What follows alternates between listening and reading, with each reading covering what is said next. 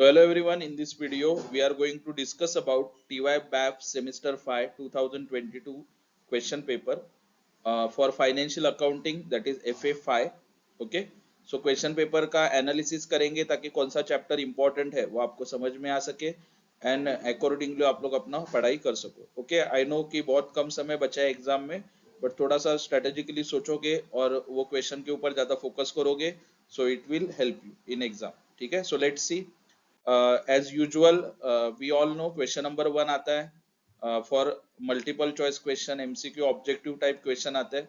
सो 2022 के question paper में question number 1 पूछा था मल्टीपल चॉइस क्वेश्चन. एनी 8 लिखना था आपको, 10 पूछे जाते हैं, 10 में से आपको 10 लिखना है, ये ध्यान में रखो. एनी 8 चेक होगा और 8 मार्क्स आपको मिलेगा. ठीक है, सो एनी 8 बोला है लेकिन आपको 10 का 10 अटेम्प्ट करना है. उसके बाद क्वेश्चन नंबर 1 बी पूछा गया था match the followings. Okay, any 7, सो 10 पूछे गए थे, 10 में से 7 बोला अटेम्प्ट करने के लिए, बट आपको 10 का 10 अटेम्प्ट करना है ताकि जो अगर कुछ रॉन्ग हो जाता है ओके तो कंपनसेशन में दूसरा राइट होगा तो वो मार्क्स आपको मिल जाएगा.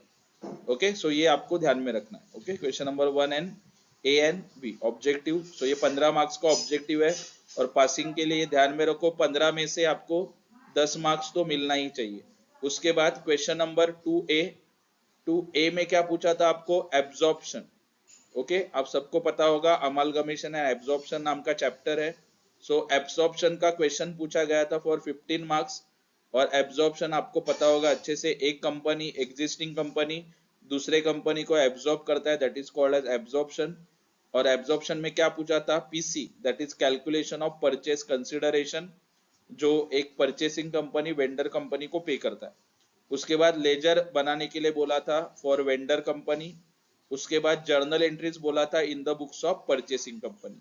ये पूछा गया था फॉर 15 मार्क्स. इसका एक डिटेल वीडियो में बनाने वाला हूँ क्वेश्चन पेपर ऑफ 2022 का, जो हम लोग प्रिपेयर करेंगे, वो वीडियो आप ये यूट्यूब चैनल पे देख सकते हो.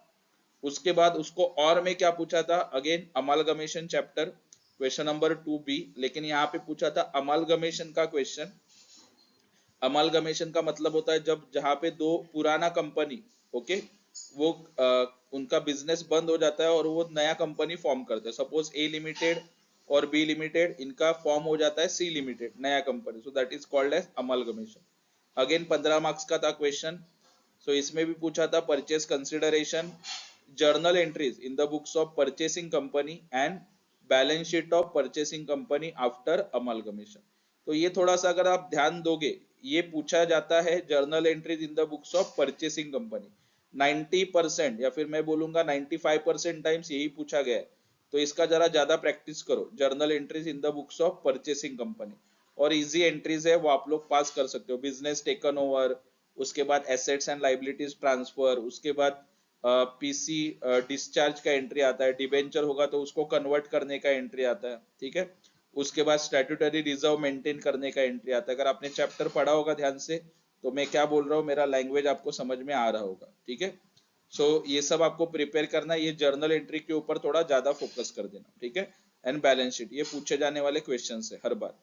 ठीक है, चलो क्वेश्चन नंबर 2, ए और बी दोनों में से क्या करना है, it is up to you. But मेरी मानो तो ये जर्नल एंट्रीज परचेसिंग कंपनी के बुक्स में पीसी, और दोनों में से देखा जाए तो दोनों चैप्टर इजी है, बट अमालगमेशन थोड़ा ज्यादा फेवरेबल होगा एज कंपेयर टू एब्जॉर्प्शन.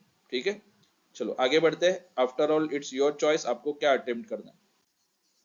उसके बाद क्वेश्चन नंबर 3 देखो, लिक्विडेशन. आपको पता होगा लिक्विडेशन एक इजी चैप्टर है, उसमें से आपको 15 में से 10 मार्क तो कंफर्म मिल जाएगा, क्योंकि वहां पे ज्यादा कुछ करना नहीं होता. आपको पता होगा अगर आपने चैप्टर पढ़ा होगा तो लिक्विडेशन में आपको क्या करना होता है, एसेट्स रियलाइज करके लाइबिलिटीज का पेमेंट करना. ठीक है, सो लिक्विडेशन में आपको क्या बनाना था, liquidators final statement of account. उसका एक फॉर्मेट है, अगेन इसका भी वीडियो में डाल दूंगा तो वो भी देखोगे, आपका नॉलेज बढ़ेगा, आप क्वेश्चन अटेम्प्ट कर पाओगे. ठीक है, उसके बाद और में क्या पूछा था देखो, इंटरनल रिकंस्ट्रक्शन.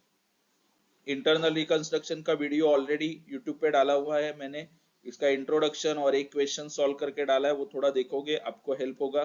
अगेन 22 का क्वेश्चन पेपर का जो क्वेश्चन था वो भी सॉल्व करके मैं डालने वाला हूँ, तो वो भी आप लोग देख सकते हो. ठीक है, करके एक दिन आपके पास बचा है ऑलरेडी. सो इंटरनल रिकंस्ट्रक्शन में क्या पूछा था, journal entries, we all know journal entry का वीडियो भी डाला हुआ है। कैपिटल रिडक्शन अकाउंट बनाने के लिए बोलते हैं और बनाना होता है आपको balance sheet, and that balance sheet is after internal reconstruction.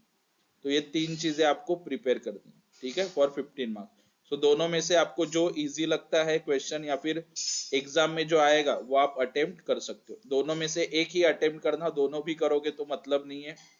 Liquidation slightly easy है इंटरनल रिकंस्ट्रक्शन से। Internal reconstruction is little little bit lengthy, difficult मैं नहीं कहूंगा। अगेन दोनों जो चैप्टर से it is based on your understanding. Question समझा solve कर पाओगे, नहीं तो मार्क्स जाने का पूरा चांसेस है। थोड़ा सा केयरफुली सॉल्व करना, ठीक है। उसके बाद question number 4, my favourite, buyback. Okay, उसमें दो टाइप के क्वेश्चन आते हैं, offer price given and offer price not given. ये जो क्वेश्चन पूछा था वो था ऑफर प्राइस नॉट गिवन वाला। अगेन ये क्वेश्चन भी आपको यूट्यूब पे मैं डालने वाला हूँ सॉल्व करके, ठीक है। 15 मार्क्स का क्वेश्चन था, उसमें पूछा था जर्नल एंट्रीज और पूछा था balance sheet after buyback. So that we have to prepare. 15 marks के लिए बहुत ईजी था, ठीक है। और इसके पहले कैलकुलेशन करना होता है, वो कैलकुलेशन पार्ट, जर्नल एंट्री का part, question, offer price given not given, सब सॉल्व करके डाला हुआ है। यूट्यूब पे सर्च करो, ओके, फाइनेंशियल अकाउंटिंग के प्लेलिस्ट में आपको मिल जाएगा, ठीक है। उसके और में पूछा था underwriting. Underwriting everybody knows that chapter easy chapter है। Net liability of underwriters आपको ढूंढना था, जर्नल एंट्री नहीं पूछा था। 2019 के क्वेश्चन पेपर में 2019 में उन्होंने जर्नल एंट्री भी पूछ लिया था, यहाँ पे नहीं था। बट अगर आपने ठीक से ये चैप्टर पढ़ा होगा तो यहाँ पे दो तरीके से आपको क्वेश्चन सॉल्व करना था अंडर राइटिंग का। एक था firm under writing in actual ratio और दूसरा था firm under writing in gross liability ratio. अगर आपने पढ़ा होगा तो आपको ये याद होगा, अदरवाइज थोड़ा सा देख लो, रिवाइज कर लो, so you will come to know. Easy था। अगेन दोनों में से जो आपको अच्छा लगता है दैट यू कैन अटेम्प्ट, ठीक है। चलो, बट पासिंग के लिए ध्यान में रखना 15-15 मार्क्स के 3 प्रैक्टिकल है, 3 में से एक कंफर्म आपका राइट आना ही चाहिए, मतलब 15 वो मिल गया, ओके। ऑब्जेक्टिव में 10 में कंसिडर करता हूँ और थ्योरी में एट द वर्स्ट केस 5-10 मिला तो भी around 30 to 35 marks you can score, और passing is 30, everybody knows that, ठीक है। और सबसे लास्ट में थ्योरी, जिसको सब लोग इग्नोर करते हैं, इग्नोर मत करो प्लीज, थोड़ा सा ध्यान दो इसकी तरफ भी। Question number 5 long answer, 5B भी लॉन्ग आंसर, 8 and 7 मार्क्स। उसको और में पूछा गया था हर बार की तरह शॉर्ट नोट्स, एनी 3 आपको लिखना है आउट ऑफ 5।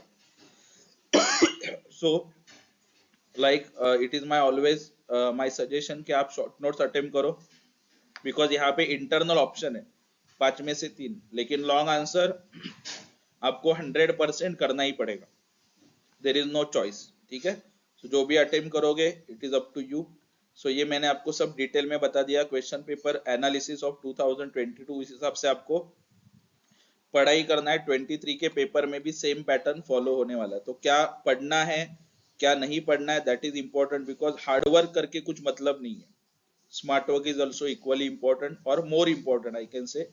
और ऐसे वीडियोस के लिए फॉलो करते रहना Bagwe sir, Nandeep commerce classes, और ये वीडियो अपने फ्रेंड्स के साथ शेयर करो ताकि लास्ट मोमेंट पे उतना उनका भी पढ़ाई अच्छी तरीके से हो सके, ठीक है। Bye, thank you so much.